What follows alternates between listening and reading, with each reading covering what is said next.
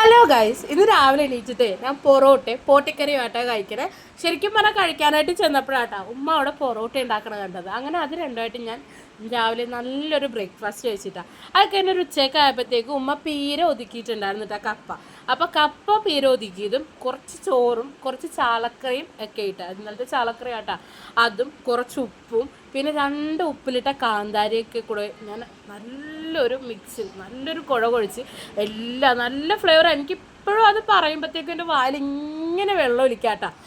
അങ്ങനെ ഞാൻ നല്ല പോലെ ഒരു കുഴച്ചിട്ട് ഞാൻ ഒരു ഉരുള കഴിക്കാട്ടോ.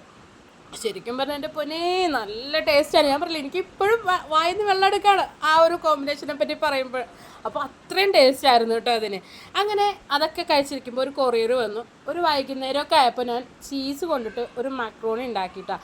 അത് നല്ല ടേസ്റ്റ് ഉണ്ടായിരുന്നു, എല്ലാവർക്കും നന്നായിട്ട് ഇഷ്ടപ്പെട്ടു. അതുമാട്ടോ ഞാൻ കഴിച്ചത്. അങ്ങനെ വൈകുന്നേരമൊക്കെ ആയപ്പോഴത്തേക്കും ഉമ്മ ചെമ്മീൻ ബിരിയാണി ഉണ്ടാക്കിയിട്ടാണ്. അങ്ങനെ ചെമ്മീൻ ബിരിയാണിയായി നല്ല, അതും സൂപ്പറാണ്. ഉമ്മ എന്തുണ്ടാക്കണതും ഒക്കെ സൂപ്പറാട്ടോ. നല്ല ചെമ്മീൻ ബിരിയാണി കുറേ നാൾക്ക് ശേഷം എനിക്ക് കഴിക്കാൻ പറ്റിയിട്ട്, അതും പപ്പടും കച്ചമ്പറും എല്ലാം കൂടെ ഞാനിങ്ങനെ കൂട്ടിക്കുഴച്ച് ഒരു പിടി